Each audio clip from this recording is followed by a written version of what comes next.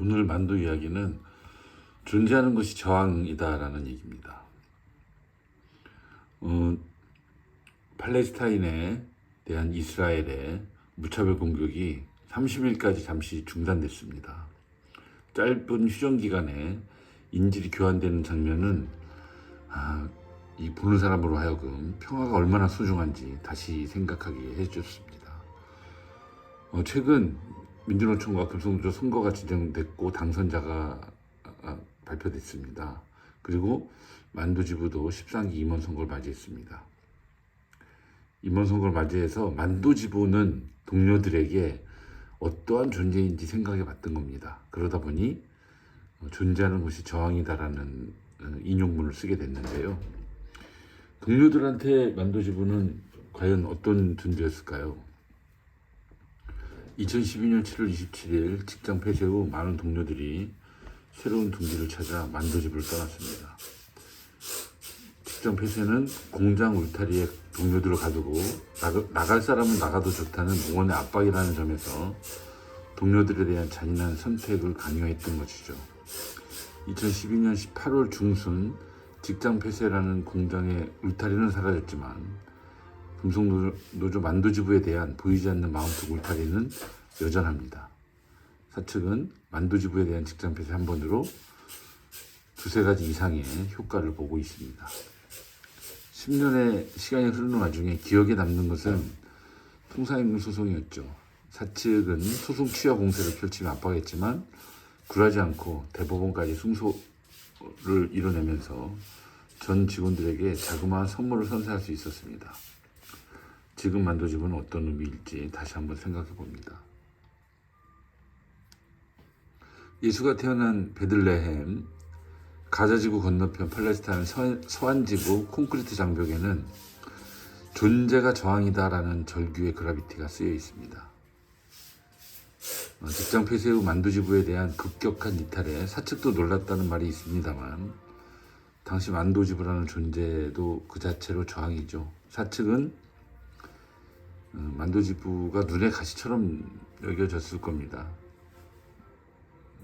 하지만 시간이 지나면서 저항을 넘어서 새로운 의미를 어떻게 담을 것인지가 과제이고 여전히 고민입니다.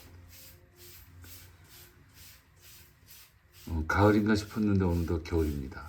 계절의 변화가 예전과 달리 들쭉날쭉한 것은 기후위기를 증명해 줍니다. 단풍이 금방 사라지거나 초록낙엽이 땅바닥을 뒹굴어 아쉬움을 남기는데 이 기후위기는 전 세계적인 문제이면서 그 피해가 노동자 서민에게 집중될 것이 분명하기 때문에 우리들의 관심이 절실합니다.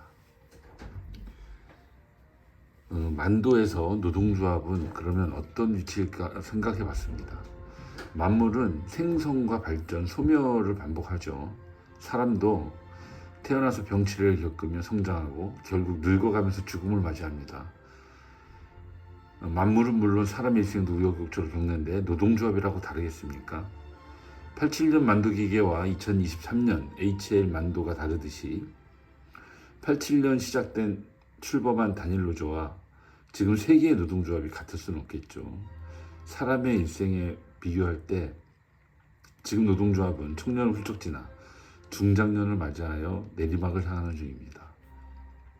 우리가 지금 이 순간을 인정하지 않으면 과거의 환상에 빠져 있을 수 있고 또 지금으로부터 미래를 제대로 설계할 수 없습니다. 전성기가 이제 한참 지났습니다. 그냥 이것을 인정하고 만다면 무력감에 빠질 수 있지만 새로운 출발을 준비하는 마음을 먹는다면 또 다른 과제와 꿈이 펼쳐질 수 있겠죠. 옆에 그래프는 1인당 생애 주기 적자 추이입니다. 27세부터 61세까지만 딱 흑자라고 합니다. 최고 흑자는 43세라고 하죠. 소비가 노동소득보다 더 많으면 적자인 겁니다.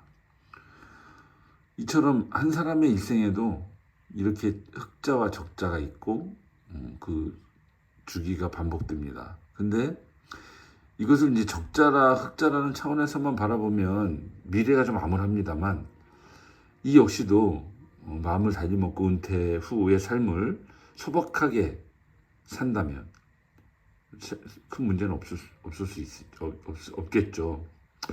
삶도 일하니 노동조합도 어떠한 길을 갈 것인가에 대한 과제에 대해서 머리를 맞대고 이야기꽃을 피울만 합니다. 우리 현실을 있는 그대로 인정하고 거기서부터 출발할 필요가 있다는 거죠.